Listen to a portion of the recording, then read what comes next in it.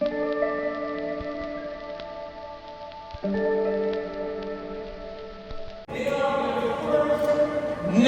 Americans in this industry. They're really cool people. I chatted with them backstage. They're amazing. What a great energy. Navajo tribe, okay, because I want to kill the name. Navajo tribe, they have one of the best team names ever, the Dream Catcher. Go Dream!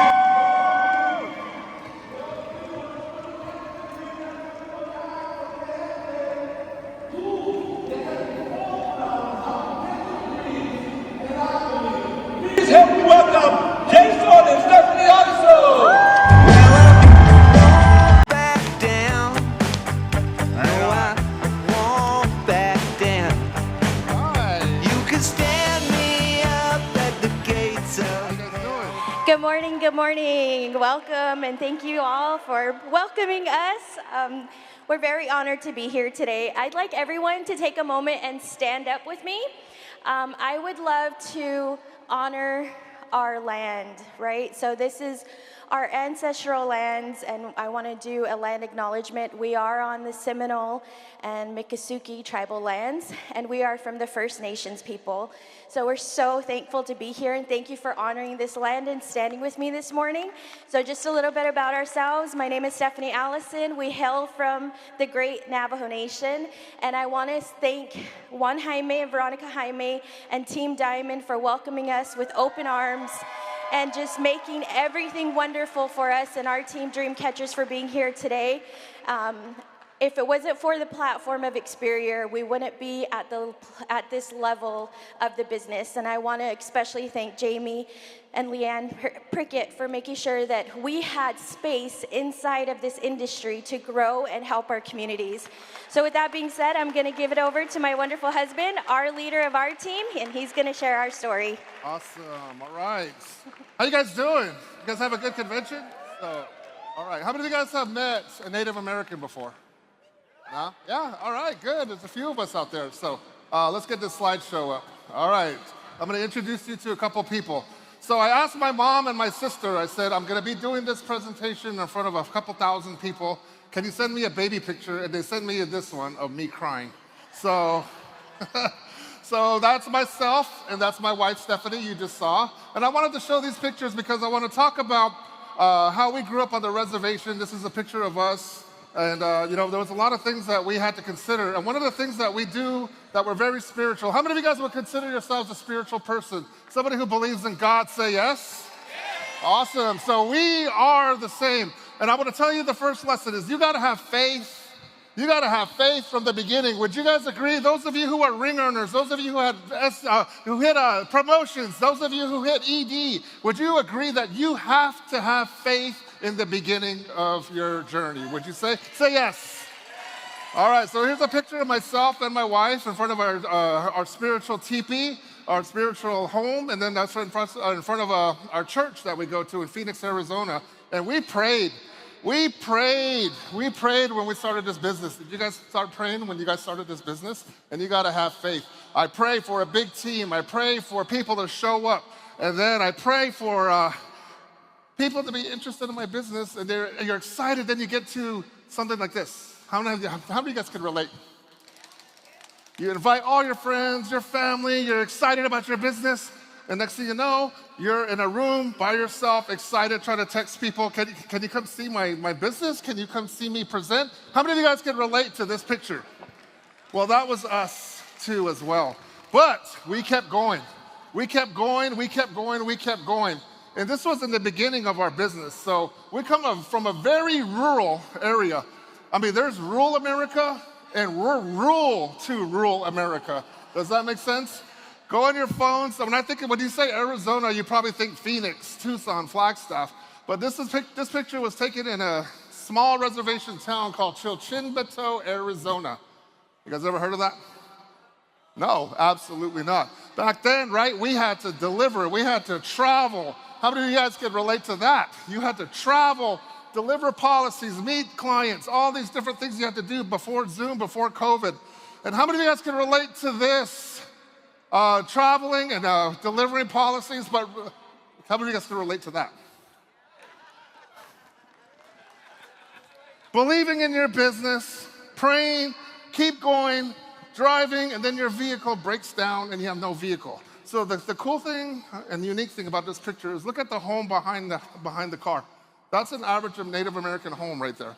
That's actually my brother-in-law, Stephanie's brother. And I remember this day because we were like, our car broke down. How are we gonna make money? How are we gonna deliver policies?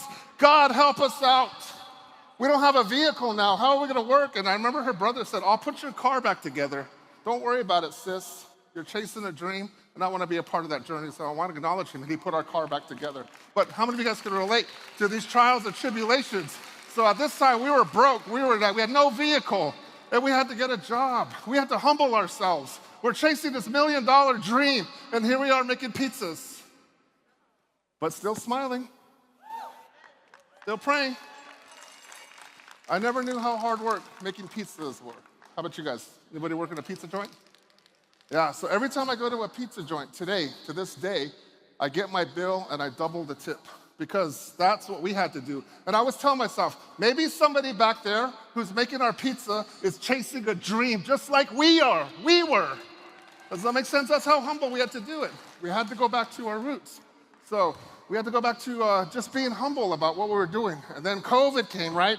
And all of a sudden, we're doing this. How many of you guys can relate? Oh, before COVID, I'm sorry, I'm ahead of myself. We went to a convention.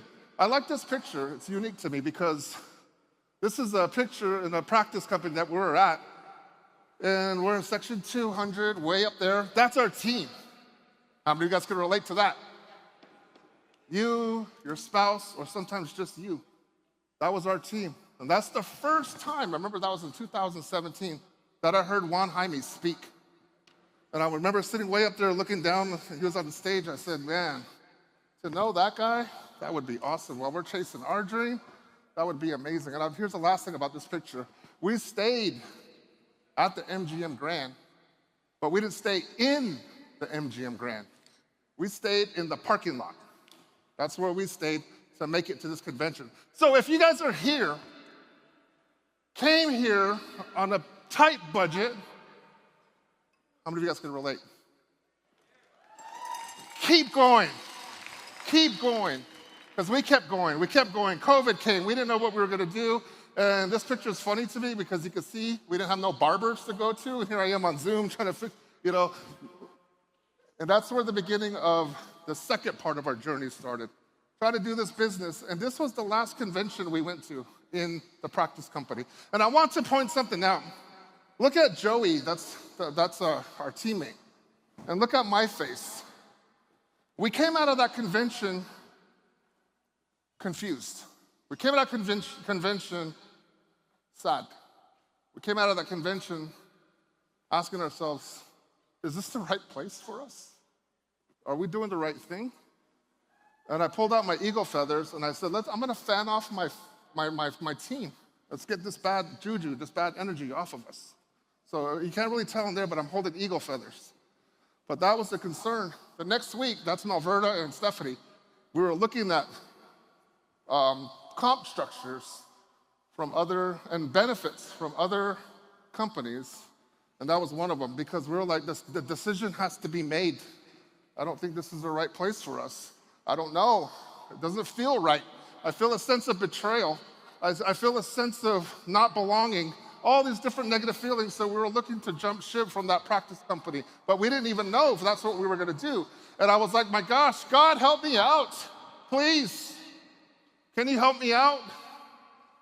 How many of you guys can relate? Say yes. And then all of a sudden on Instagram, I messaged this person named Juan Jaime. I don't know if Juan he doesn't even know I was gonna show these text messages, but I was so scared. And I was like, I told Stephanie, I said, babe, Juan Jaime's in our city down the road. Should I message him? I don't know. We don't know. We're kind of like in a state of, we didn't know what we were gonna do. But if you look at the dates on that convention was July, this was in August, and then September, right? And I'm still doing what most of us get annoyed with. Juan's like, yeah, come meet me. And I'm like, yeah, I will, but I didn't. Come meet me. No. But he said, come on, champ. He kept going. He kept going. He kept encouraging me. And all of a sudden, and this is what a true leader does, I was so humbled and so proud that he came to Phoenix and he met us. He sat down, him and Veronica. He said, let me come to the city. Let's have a conversation. We sat down, we had a meal, which is a really sacred thing to us Native American people, probably in some of your cultures. And we talked about the future. We talked about where we were at. We talked about where we were going. We talked about what we wanted to do. We talked about our vision. We talked about we need leadership. God help us. And then he sent us Juan. And that was a godsend. And then all of a sudden, welcome to the team. So that's why we became part of Team Diamond. And we were so like transitional phase, right? Still in transitional phase. And he said, it's gonna be good. We'll welcome you. And there's one thing I wanna point out. He didn't poach me. He didn't try to recruit me. I sought him out. I sought him. How many of you guys have a leader like that, where you sought them out and they answered that call for you, right? And then the second thing that happened was we met Jamie. I've never met a CEO who came up and said, welcome, brother. You know what? We're actually gonna put you on a stage. And that was a long, what's the word I wanna say? It was a vision, it was on my vision board when I started this business. One day I wanna be on a stage, and Jamie said, you're more than welcome to be on our stage and tell your story because it needs to be heard. First Native Americans in the financial service industry, good. So we met Jamie. Shout outs, lots of love from us to you, Jamie, all right? And boy, did we do some things. The first 5, 6, 7 months, it was because of this platform, we were able to go to the New York Stock Exchange. We were able to do things that we only dreamed of doing. We were able to fulfill things that has never been done in the history of Native America for Native Americans. It was because of this platform, because of Juan, because of Jamie. If that doesn't fire you up, man, if it does fire you up, can you say yes? All right. And then, Stephanie, can you come out here? I remember we were so still I don't know what we're gonna do, how we're gonna do it. Juan met us and Veronica met us. And I remember Juan had a conversation with you. What did Juan tell you? Because you're like, this is what Stephanie said. I'm gonna tell you what she said. She said, we lost everything. Lost half our team. We're in debt now. Our vehicle, because we were betrayed, we were lied to. We were not sold a dream, we were sold a nightmare. Juan, what did you tell Juan? Is that after you told Juan, what did Juan tell you? I was heartbroken, to be really honest with you all.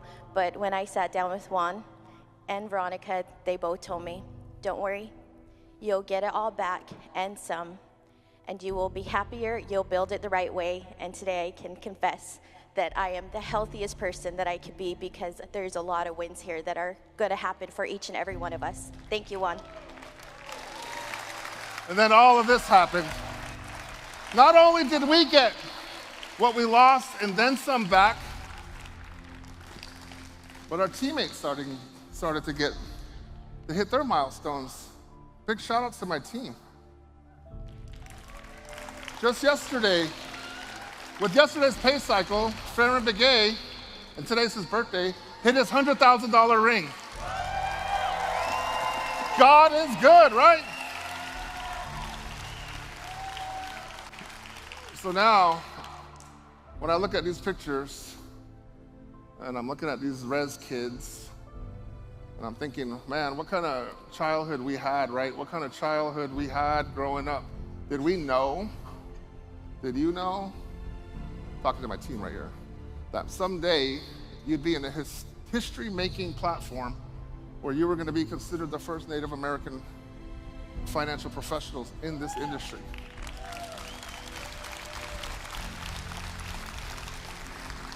Dream catchers, come over here.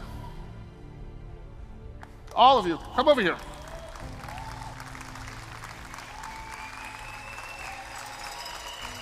This is my team, the Dream Catchers.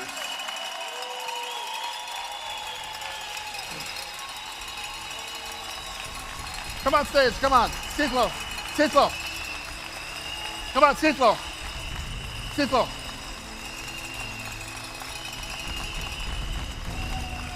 As a leader, I always wondered what it would be like to be on stage in front of a big crowd with the big lights and the big sound system. And if I was to talk to these children, I'd be like, kids, if I was to go back in time, someday you're gonna be on a stage in front of all these nations, representing your tribe, representing your people, representing yourselves. Don't cry, Jason, it's gonna be all right. And with that said, I'm really proud to have my team, the Dreamcatchers, who believed in us, who followed us, and the leadership that we have with Juan Jaime. And I want you guys to do something right now, real quick, before I have Stephanie close us out. Put your hand on your heart, and I want you to think of somebody, sometime that you loved, that maybe isn't here, maybe they still are here, but they believed in you and they prayed for you, right? They prayed for you in a sense that said, son, daughter, granddaughter, someday you're gonna be somebody. Someday you're gonna change history. Someday you're gonna change history for the betterment of your people that have suffered traumas throughout this indigenous land. And then I could say that for the rest of all of us that come from our communities.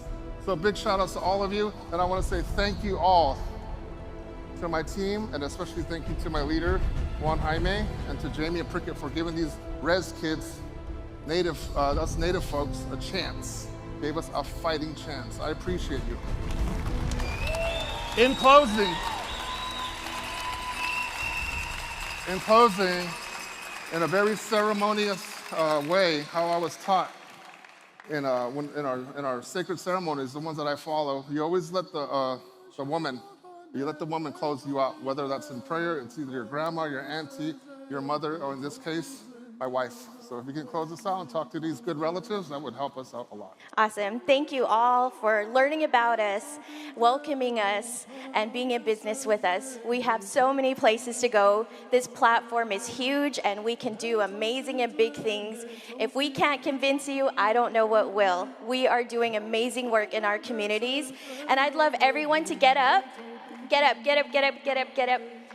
And I am gonna do something that our matriarchs teach us to do in our communities. My mother, Marie, my mother, Rose, teach us every single day, be loving, be kind, be forgiving, and always, always pray.